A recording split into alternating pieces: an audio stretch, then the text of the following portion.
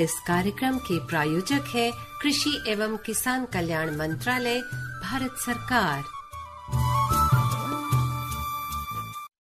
स्वागत है आप सभी का कार्यक्रम किसान की बात में। और कार्यक्रम किसान की बात में ढेर सारी जानकारियां और नए नए विषय लेकर हम हमेशा आते रहते हैं। आज के इस अंक में मैं हूं आपके साथ कोमल भारती और मैं निरंकार। आप सभी को हमारी ओर से नमस्कार। निरंकार, देश जो है वो देशभक्ति के रंग में डूबा हुआ है और हमने कल ही अपने देश का 79वां जो स्वतंत्रता दिवस मनाया। और इस मौके पर हमने देखा कि देश में हर जगह लोग जो है देशभक्ति के भाव में डूबे हुए हैं। सभी ने अच्छे तरीके से स्वतंत्रता दिवस को मनाया, तिरंगा फहराया। हमारे माननीय प्रधानमंत्री जी ने भी लाल किले की प्राचीर से हमारे देशवासियों को बहुत सारे संदेश दिए अपने उद्बोधन में। और हमारे किसानों के लिए भी बहुत सारी बातें उन्होंने कही। उन्होंने कहा कि किसान, पशुपालक और मत्स्य पालक जो है वो उनकी प्राथमिकता है, उन सभी का विकास उनकी प्राथमिकता की ओर है। और इसी के साथ साथ हमारे केंद्रीय कृषि और किसान कल्याण मंत्री श्री शिवराज सिंह चौहान जी ने भी अपना संदेश किसानों के लिए दिया। तो क्या कुछ किसानों के लिए उन्होंने कहा वो भी सुन लेते हैं। सबसे पहले आप सबको स्वतंत्रता दिवस की बहुत बहुत शुभकामनाएं। आओ उनको प्रणाम करें, उनकी त्याग, उनकी तपस्या और उनके बलिदान के बाद ये देश स्वतंत्र हुआ था। आओ उनके चरणों में प्रणाम करें, उनको सत सत नमन करे। पूजे न गए शहीद तो फिर ये मंत्र कौन अपनाएगा, तोपों के मुंह से कौन नकल, छातियां अपनी अड़ाएगा, चूमेगा फंदे कौन, चूमेगा फंदे कौन, गोलियां कौन वक्ष पे खाएगा, अपने हाथों अपने मस्तक फिर आगे कौन बढ़ाएगा।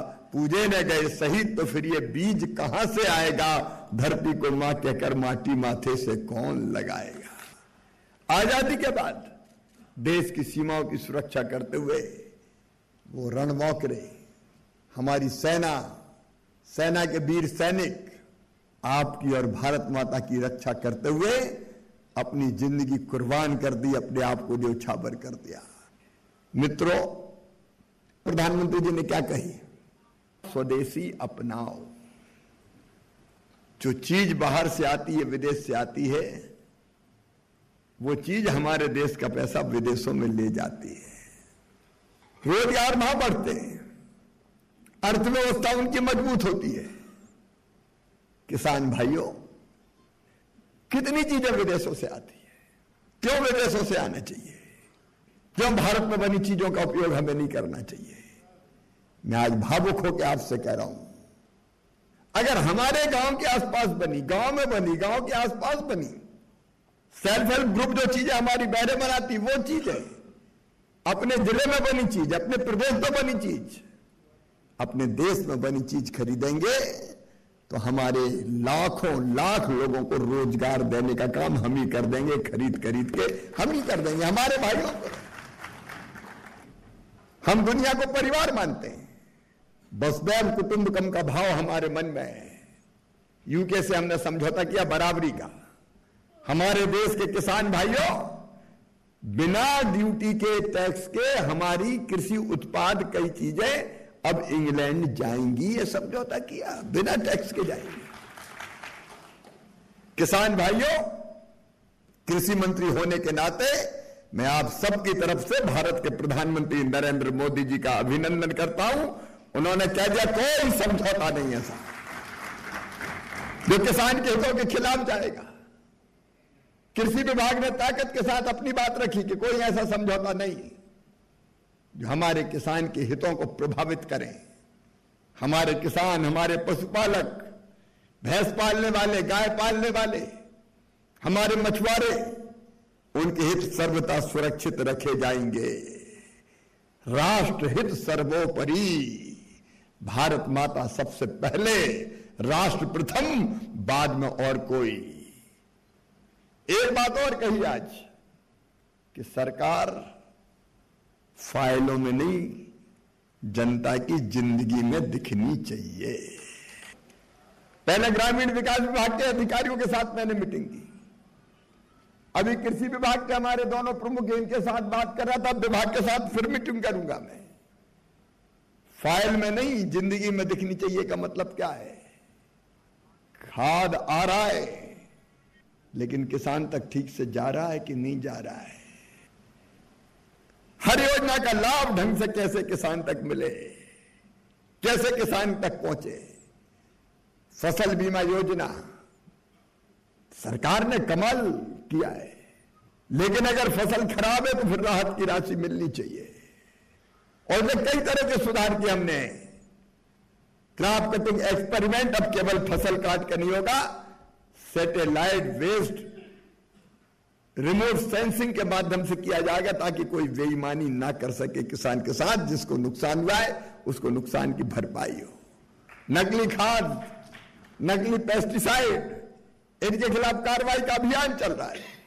सरकार जनता की लाइफ में दिखे, इसलिए हमारे कृषि वैज्ञानिक, आपने पहली बार देखा होगा कि गांव गांव गए किसानों के बीच लैब को लैंड तक पहुंचाया, ताकि किसान और विज्ञान मिलकर कैसे अच्छा उत्पादन करें, उसके लिए साथ मिलकर काम कर सके। अभी फिर निकलने वाले 2 अक्टूबर को दशहरा है, 3 अक्टूबर से 18 अक्टूबर तक, दशहरे के दूसरे दिन से धनतेरस के दिन तक फिर कृषि विभाग के अधिकारी, कर्मचारी और हमारे टॉप के साइंटिस्ट फिर किसान भाइयों के बीच जाएंगे कि उत्पादन कैसे बढ़े, उसके लिए काम करेंगे। हम रबी की फसल के लिए रबी कॉन्फ्रेंस 2 दिन की करने वाले हैं, ताकि जनता की जिंदगी बदल सके। कृषि भारतीय अर्थव्यवस्था की रीढ़ और किसान उसकी आत्मा। और एक बार सोचना कि योजनाओं में कहीं परिवर्तन की जरूरत है तो वो भी करेंगे, ताकि किसान की जिंदगी बदल पाए। किसान भाइयों, हमारे सामने चुनौती है कि हम इतना पैदा करें, धीरे धीरे उत्पादन सब चीजों का बढ़े, कोई आपत्ति नहीं है। धान भी, मक्का भी, अन्न के भंडार हमारे भरे हुए हैं, लेकिन उतनी अब पैदावार तिलहन की फसलों की नहीं हो रही। तो इसलिए ये चुनौती है कि रिसर्च इसमें हो कि हम तुअर की, मसूर की, उड़द की, चना की पैदावार कैसे बढ़ा पाए। और एक बात और रही कि ज्यादा खाद और पेस्टिसाइड धरती को बहुत तकलीफ पहुंचा रहे, धरती मां को। तो इसका भी संतुलित उपयोग करना पड़ेगा। तो कई चीजें विभाग करेगा, कई चीजें वैज्ञानिक करेंगे, कई चीजें किसान करेगा, और मिलकर हम एक टीम है, एक देश, एक कृषि, एक टीम। आज संकल्प लेते हैं कि मिलकर सब काम करेंगे और किसान को भी समृद्ध बनाएंगे और भारत को भी आत्मनिर्भर बनाएंगे। 2047 तक विकसित भारत बन के रहेगा, दुनिया की कोई ताकत रोक नहीं पाएगी। हमारा देश आगे बढ़ेगा, किसान आगे बढ़ेंगे, गरीब आगे बढ़ेंगे, और कल का हिंदुस्तान जमाना देखेगा। एक बार फिर स्वतंत्रता दिवस की आप सबको बहुत बहुत शुभकामनाएं। तो साथियों, अभी आप सुन रहे थे केंद्रीय कृषि एवं किसान कल्याण मंत्रालय से हमारे केंद्रीय मंत्री श्री शिवराज सिंह चौहान जी का ये संदेश, जो कि उन्होंने दिया 79वें स्वतंत्रता दिवस के अवसर पर। और कार्यक्रम किसान की बात में, जैसे कि हमने आप सभी से कहा कि हम कोई ना कोई विषय आप सभी के लिए लेकर के आते हैं, तो आज भी हम एक विषय और विशेषज्ञ के साथ आप सभी के सामने मौजूद हैं, और उम्मीद करते हैं कि आज के कार्यक्रम से आप भरपूर लाभ उठाएंगे। हमारा आज का विषय, जैसे कि बात की है कि हम आत्मनिर्भर होंगे, हमारा किसान आगे बढ़ेगा, इसके लिए जरूरी है कि हमारे किसानों को वो सभी वैज्ञानिक तकनीकें अपनानी पड़ेंगी जिससे कि ज्यादा से ज्यादा लाभ हो जी। और हम जानते हैं कि हमारे पास जो भूमि है, कृषि भूमि है, वो सीमित है, उसको हम बढ़ा नहीं सकते हैं। सीमित साधनों पर ज्यादा से ज्यादा लाभ मिल सके, ऐसी फसलों को उगाना पड़ेगा, ऐसे तरीकों को अपनाना पड़ेगा। और अगर हम बात करें पॉली हाउस की या ग्रीन हाउस की, सीमित क्षेत्र में बहुत सारे फायदे हैं। अगर हम इस पे कोई खेती करते हैं, थोड़ी जगह पे ज्यादा लाभ मिल जाता है, खर्चा कई चीजों का घट जाता है, और इन चीजों को देखते हुए हम कम लागत लगाकर भी ज्यादा मुनाफा ले सकते हैं। बिल्कुल। तो आज हमारा जो विषय है वो इसी से संबंधित है कि ग्रीन हाउस और पॉली हाउस में आप खीरे की सफल खेती किस तरीके से कर सकते हैं और कैसे उसका आप मुनाफा ले सकते हैं। इस विषय पर अगर आपके मन में कोई भी सवाल है तो आप हमसे पूछ सकते हैं। हमारे साथ स्टूडियो में मौजूद हैं डॉक्टर पीके सिंह, आप प्रधान वैज्ञानिक हैं NB PGR पूसा नई दिल्ली से। और ये आप सभी के सवालों का जवाब देने के लिए हम यहाँ पर तैयार बैठे हैं, तो इंतजार करते हैं आप सभी के सवालों का। विषय एक बार फिर से आप सभी को बता दें, ग्रीन हाउस और पॉली हाउस में खीरे की सफल खेती। आज के लिए हमारा जो टेलीफोन नंबर्स हैं वो है 011-2342-1081 और 011-2342-1083। डॉक्टर PK सिंह जी, आपका स्टूडियो में स्वागत है। सबसे पहले तो हम ये जानना चाहेंगे कि जो ग्रीन हाउस और पॉली हाउस में है जी, इसमें खेती करने का क्या फायदा है, क्यों इसमें खेती करें? देखिए, जैसा आपने बहुत अच्छा सवाल उठाया कि जो भी किसान भाई होंगे उन सबके मन में होगा कि हम खीरे की खेती वैसे ही जमीन में कर लेते हैं खुले खेत में, तो पॉली हाउस और ग्रीन हाउस में पैसा क्यों खर्च किया जाए। जब हम कोई भी खेती संरक्षित संरचना, चाहे वो ग्रीन हाउस हो, पॉली हाउस हो या इसके दूसरे जो अल्टरनेटिव हैं उनमें करते हैं, तो उसका फ़ायदा एक होता है कि एक तो हम बिना मौसम की सब्जी का उत्पादन कर पाते हैं जी। दूसरा जो उत्पादन होता है वो 2.5 गुना से लेके 5 गुना तक ज़्यादा होता है खुले खेत की अपेक्षा, और जो उसकी गुणवत्ता होती है वो बहुत ही उच्च क्वालिटी की होती है। जो उसकी गुणवत्ता होती है बेहतर क्वालिटी की होती है, जिससे कि उसका बाजार मूल्य जो है वो हमें ज़्यादा मिलता है। तो ये 3-4 ऐसी चीज़ें हैं कि जिनको ध्यान में रखते हुए हम पॉली हाउस या ग्रीन हाउस खेती की ओर अग्रसर होते हैं। तो गुणवत्ता जैसे आपने कहा बढ़ जाती है, इसकी क्या वजह है? क्या कुछ कीटों का आना रुक जाता है, बीमारियों का रुक जाता है? देखिए, जैसे कि आपने जो कहा कि कीटों का या बीमारियों का आना जाना रुक जाता है, जब आप ग्रीन हाउस मतलब पॉली हाउस में खेती करते हैं, चाहे वो प्राकृतिक रूप से संवाहित पॉली हाउस हो, तो उसमें एक तो कीट पतंगों की आवागमन तो होता ही नहीं है, क्योंकि हम इसके अंदर ऐसी ही प्रजातियां भी लगाते हैं जिनमें परागण की आवश्यकता नहीं होती, इसलिए क्योंकि वहाँ पे इस तरह के कीट पतंगे पहुँचते नहीं हैं। दूसरा, जब हम इसमें पौध इसकी तैयारी करते हैं, वो पौध को भी हम इस तरह की संरक्षित संरचनाओं में उगाते हैं जिनमें कि वायरस किसी बीमारी का प्रकोप भी ना हो। तो जो सुरक्षित पौध है वही पॉली हाउस के अंदर जाती है। तो जब आपका सुरक्षा का इंतजाम शुरुआती स्तर से, जब आपने बीज बोया तभी से होता है और वो आखिर तक चलता है, तो बीज की जो संभावना होती है बीमारियां या कीट पतंगों की वो बहुत कम हो जाती है। दूसरे की जो उचित प्रकाश का आवागमन होता है, और जो बाहरी प्राकृतिक संकट हैं, जैसे ज़्यादा बारिश हो गई, ठंड पड़ गई, ज़्यादा गर्मी हो गई, तो उससे भी फसल हमारी बची रहती है, तो इसलिए उसकी गुणवत्ता अच्छी हो जाती है। डॉक्टर साहब, आपसे सवालों का सिलसिला जारी रहेगा, लेकिन एक श्रोता हमारे साथ टेलीफोन लाइन पर जुड़े हैं, आइए पूछ लेते हैं कि उनका क्या सवाल है। हेलो नमस्कार, स्वागत है आपका कार्यक्रम किसान की बात में। नमस्कार मैडम जी, अपना परिचय दीजिए और अपना सवाल कीजिए। मैं बाड़मेर डिस्ट्रिक्ट गुड़ामालानी राजस्थान से नगर से दुर्गाराम दर्जी बोल रहा हूँ। हाँ जी, दुर्गाराम जी नमस्कार, बताइए। नमस्कार सर, मेरा ये सवाल था, आपने अभी पॉली हाउस और ग्रीन हाउस के बारे में बताया है। जी जी जी। ये एक तो मकसद क्या है, इसमें क्या क्या करना पड़ता है? ठीक है, एक हमारा सवाल है कि हमारी ये रेगिस्तानी भाग में ये चीज मान्य होती है कि नहीं होती? पता है आपका गुड़ामालानी क्षेत्र, अभी वहाँ पे एक बाजरा का अनुसंधान केंद्र बनाया जा रहा है। Yes yes yes yes. उसके बाद वहाँ के एक कृषि महाविद्यालय भी वहाँ पर है। हाँ जी है सर। हाँ, तो जैसे कि आप क्या जानना चाहते हैं इस बाबत? हम चाहते हैं कि हमारे खीरे के बारे में आपने बताया, पॉली हाउस के बारे में। जी जी। वो पॉली हाउस के बारे में हमारे यहाँ पर वो पॉली हाउस और ग्रीन हाउस में खीरे की खेती संभव है या ना है? वो बिल्कुल संभव है। आपके जो बीकानेर का क्षेत्र है और गुड़ामालानी उससे कुछ अलग नहीं है, तो बीकानेर के क्षेत्र में काफी लोग वहाँ पे खेती कर रहे हैं इस पे, क्योंकि वो भी मरु स्थल के बीच में का क्षेत्र है जो बीकानेर का है। और खीरा जो है, बागवानी जो पॉली हाउस में हम फसलें लेते हैं उनमें सबसे ज्यादा इनकम देने वाली फसल है। तो आपका जो कृषि विज्ञान केंद्र बाड़मेर है, आप उनसे भी संपर्क कर सकते हैं, या जिला उद्यान अधिकारी जो बाड़मेर हैं उनसे आप संपर्क कर सकते हैं इस बाबत। जी, उम्मीद करते हैं कि दुर्गाराम जी को उनके सवाल का जवाब मिल गया होगा। श्रोताओं, आप सभी को एक बार फिर से आज का विषय बता दें, ग्रीन हाउस और पॉली हाउस में खीरे की सफल खेती और मुनाफा आप किस तरीके से कर सकते हैं, ये हमारा आज का विषय है। अच्छा डॉक्टर साहब, जैसे कि बात कर रहे हैं हम ग्रीन हाउस और पॉली हाउस, इन दोनों में फर्क क्या है? हाँ, नहीं, बहुत अच्छा आपने सवाल किया। एक्चुअली ये एक बातचीत की जो भाषा है उसमें उसका संदर्भ है, क्योंकि पॉली हाउस का जो हम क्लैडिंग मटेरियल, छावन जिसको कहते हैं, तो विशेषता इसका छावन से पहले मतलब था, क्योंकि जब पॉली हाउस, जब हम पॉली सीट का इस्तेमाल करते हैं तब हम उसे पॉली हाउस कहते हैं। और ग्रीन हाउस पहले कभी किसी जमाने में इसके ऊपर लोग जो हमारी लता वाली वो फसलें थी, उस तरह की क्रीपर थी, उनको चढ़ा देते थे और उससे अंदर उसे छाया हो जाती थी, तो वो ग्रीन हाउस से तो बिल्कुल एयर टाइट हो जाता है। आपसे बात करेंगे आगे। अभी हमारे एक श्रोता लाइन पे आ गए हैं। हेलो हेलो, मैं धर्मवीर गांधीनगर दिल्ली से बोल रहा हूँ। डॉक्टर साहब नमस्कार। नमस्कार धर्मवीर जी। जी हाँ डॉक्टर साहब, जैसे कि मैं आपके पूसा इंस्टीट्यूट में विजिट करके आया था, वहाँ पॉली हाउस में हमने खीरे की और शिमला मिर्च की और एक सब्जी और की, हाँ, टमाटर और तो चेरी टमाटर।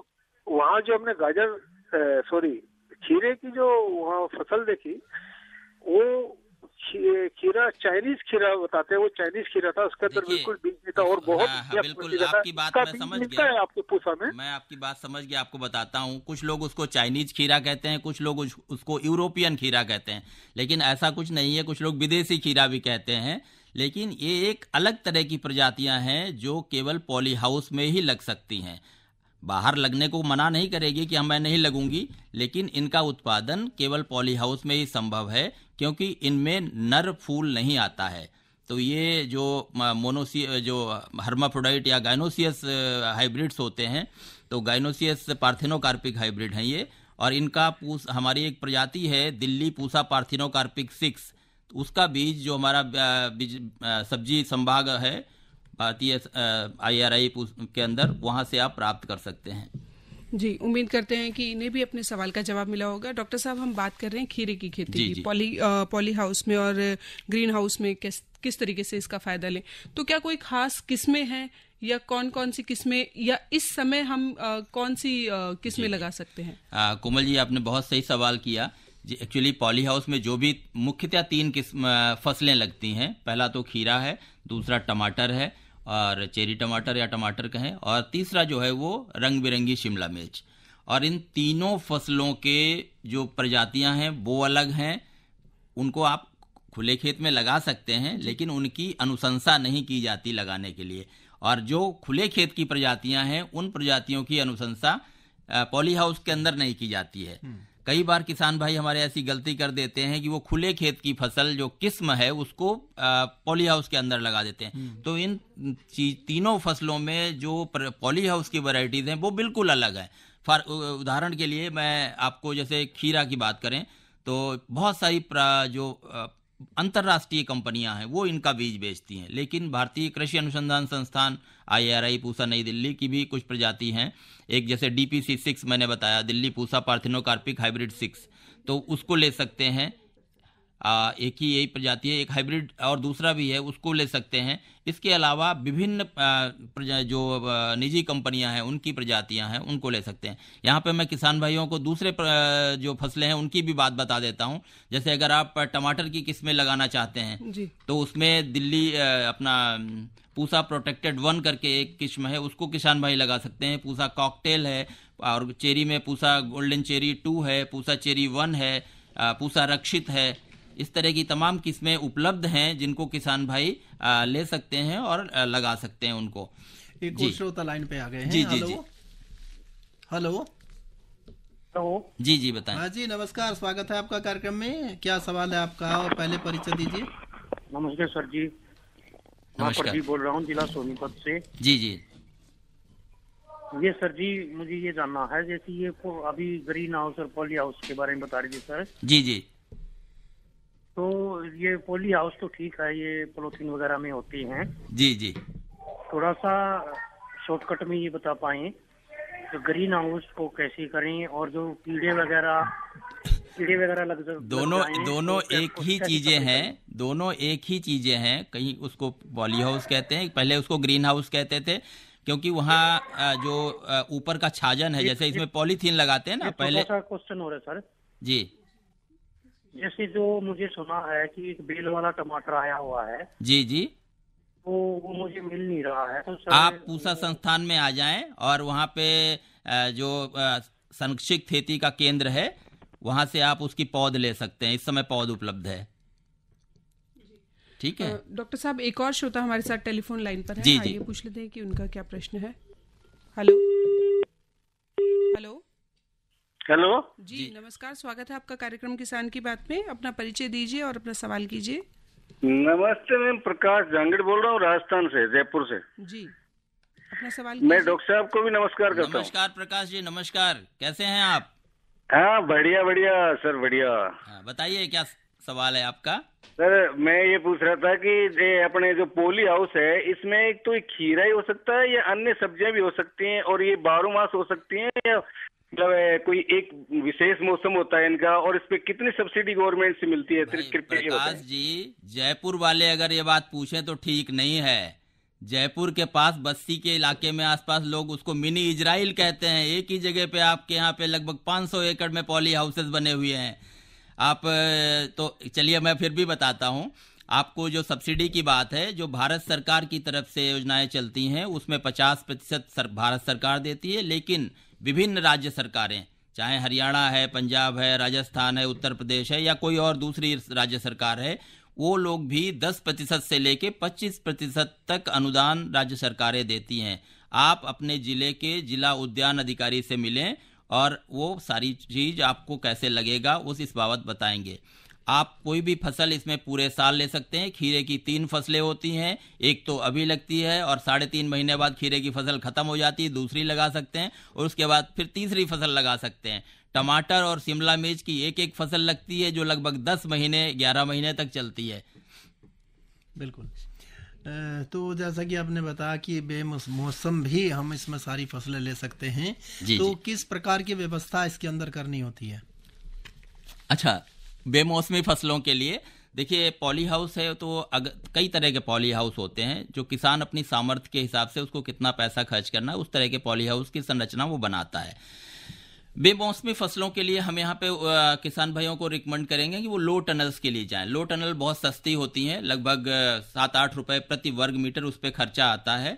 और वो जैसे आपको टिंडा, खीरा, लौकी, तरबूज, खरबूज लगाना है तो नवंबर-दिसंबर के महीने में लो टनल्स लगाते हैं। और इस पे जो हमारा संरक्षित कृषि प्रौद्योगिकी केंद्र भारतीय कृषि अनुसंधान संस्थान पूसा नई दिल्ली में है, तो यहाँ पर उसके बाबत ट्रेनिंग भी उपलब्ध कराई जाती है। तो जो किसान भाई इसमें इच्छा रखते हैं इसको करने की, तो वो अगस्त सितंबर, अभी तो टाइम चल रहा है, तो सितंबर अक्टूबर कभी भी वहाँ संपर्क कर सकते हैं और इस बाबत ट्रेनिंग ले सकते हैं उसकी, और फिर अपनी फसलों को नवंबर दिसंबर में लगा सकते हैं।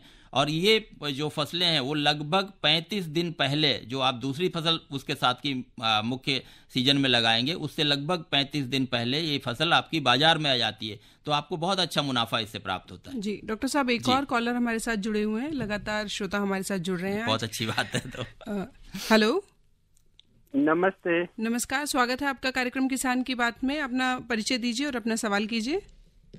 मैं जम्मू कश्मीर सोनामार्ग से, डिस्ट्रिक्ट के गांधरबल, लतीफ मोहम्मद रीना। जी, अपना सवाल कीजिए।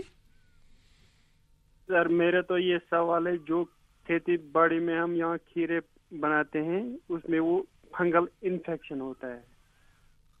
अच्छा, कब लगाते हैं आप फसल? तो उसमें क्या हम करेगा डॉक्टर साहब? देखिए, आप अगर मैं दवाओं की बात करूं या ऑर्गेनिक खेती की बात करें, तो अगर आप ऑर्गेनिक खेती कर रहे हैं तो ट्राइकोडर्मा नाम की एक दवाई आती है। जब आप पौधा लगाते हैं तो उस समय ही आप उसको जमीन में मिला दें पौधे नर्सरी बनाते समय, और वो नर्सरी के साथ ही आपके मुख्य जहाँ पे भी आप लगाएंगे तो वो काफ़ी हद तक उससे रोकथाम होगी। अगर आप दवाओं की बात करते हैं तो मैं ऐसे तो नहीं बता सकता कि आपको कौन सी दवा करनी चाहिए, लेकिन फिर भी एक उसमें हमारा जो बाविस्टिन आती है, आप उससे ट्रीट करके बीज को बोएं।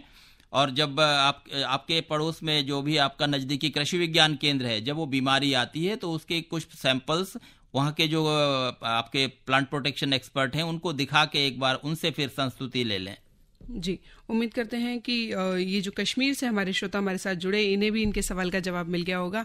और कार्यक्रम में आज हम बातचीत कर रहे हैं ग्रीन हाउस और पॉली हाउस में खीरे की सफल खेती और मुनाफा आप किस तरीके से ले सकते हैं। लेकिन कार्यक्रम में और भी बहुत सारी जानकारियां हम आप सभी के लिए लेकर के आते हैं, तो आइए सुनते हैं ये जानकारी ऑयल पाम मिशन पर।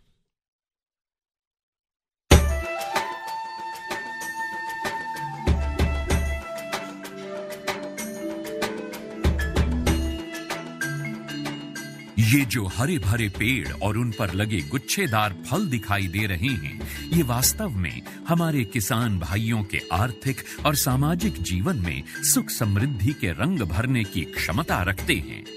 ऑयल पाम की खेती से किसान सामान्य फसलों की तुलना में कम लागत एवं मेहनत से अधिक आय प्राप्त कर सकते हैं। इसके माध्यम से किसान खाद्य तेलों का उत्पादन बढ़ाकर देश के विकास में अपनी भागीदारी सुनिश्चित कर सकते हैं। लेकिन ये सब कैसे संभव है, आज इसी के बारे में बताएंगे अपने किसानों को। ऑयल पाम एक बहुमुखी तेल है जिसके कई अलग अलग गुण और कार्य हैं जो इसे बेहद उपयोगी और व्यापक रूप से इस्तेमाल किया जाने वाला बनाते हैं। ऑयल पाम के फल से सबसे अधिक तेल प्राप्त होता है। प्रति हेक्टेयर 20 से 25 टन फलों की उपज देने वाले इसके पेड़ परिपक्व होने के बाद लगभग 30 साल तक फल देते रहते हैं। यही नहीं, इन पेड़ों के बीच अंतर्वर्ती फसलें उगाकर किसान दोहरी आय भी प्राप्त कर सकते हैं। इसके अतिरिक्त सरकार की ओर से भी इसकी खेती के लिए काफी सहायता उपलब्ध करवाई जाती है। भारत सरकार की ओर से 2021-22 में खाद्य तेलों पर राष्ट्रीय खाद्य तेल मिशन, तेल palm national mission on edible oils, oil palm NMEO-OP की शुरुआत की गई। इसके अंतर्गत किसानों को ऑयल पाम की पौध सामग्री, अंतर्वर्ती खेती एवं रखरखाव, ड्रिप सिंचाई, डीजल, बिजली, सोलर पंप सेट, बोरवेल, फल कटाई उपकरणों एवं पुराने पौधों की पुनः रोपाई के लिए सब्सिडी प्रदान की जाती है। इस मिशन के अंतर्गत किसानों को 1 से 5 लाख तक की राशि प्रति हेक्टेयर की वित्तीय सहायता उपलब्ध कराई जाती है। सरकार द्वारा ऑयल पाम की पौध सामग्री के लिए 20 से 29 हजार रुपये प्रति हेक्टेयर की सहायता मिलती है।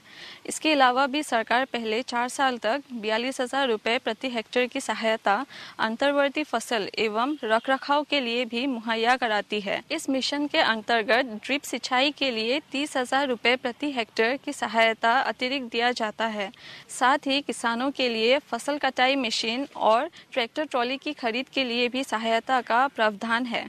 कुछ किसानों के मन में ये शंका है कि ऑयल पाम के पेड़ों की सिंचाई के लिए अधिक मात्रा में पानी की आवश्यकता होती है। ये पर्यावरण के लिए ठीक नहीं है।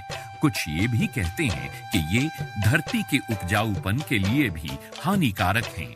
किंतु जिन किसानों को ऑयल पाम की खेती से आज लाखों रुपए की वार्षिक आय प्राप्त हो रही है, उनका कहना है कि ये सारे संचय निराधार हैं।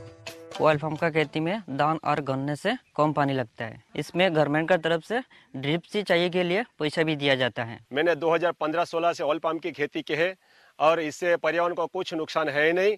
और इनका जो पेड़ पौधा होता है, इनसे हम मल्चिंग भी यूज करते हैं और इनका यूज से हम काफ़ी सारा ज़मीन में नमी लेते हैं। और इनके अंदर इंटरक्रॉप जो है, जो कपास वगैरह लगाते हैं तो हम डबल गुण आय लेते हैं और अच्छा रहता है। ऑयल पाम की खेती के लिए मुझे सरकार ने पौधे सीडलिंग देते हैं। वो जब बड़ा हो जाता है, जो फल जो देता है, हर महीने सरकार उसी फल खरीदने के लिए एक रेट बना के देते हैं। वही रेट पे कंपनी खरीद लेते हैं। मैं काट के इकट्ठा कर देता हूँ, कंपनी उठा के लिए जाते हैं। ऑयल पाम के लिए सरकार उत्पादों की तत्काल खरीद करती है। साथ ही सरकार एक वायबिलिटी मूल्य भी घोषित करती है ताकि यदि भाव अचानक गिर जाए तो उस अंतर का भुगतान सरकार किसानों को करती है। सच तो ये है कि ऑयल पाम की खेती हमारे किसानों को और अधिक समृद्ध और ग्रामीण अर्थव्यवस्था को और अधिक सशक्त बना रही है। आप भी इसकी खेती और सरकारी सहायता का लाभ उठाएं और अपनी आर्थिक स्थिति को बेहतर बनाएं।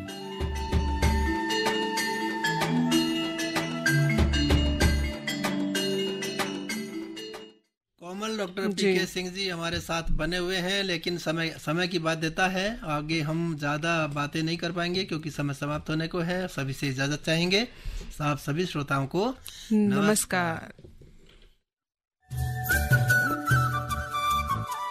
इस कार्यक्रम के प्रायोजक थे कृषि एवं किसान कल्याण मंत्रालय, भारत सरकार।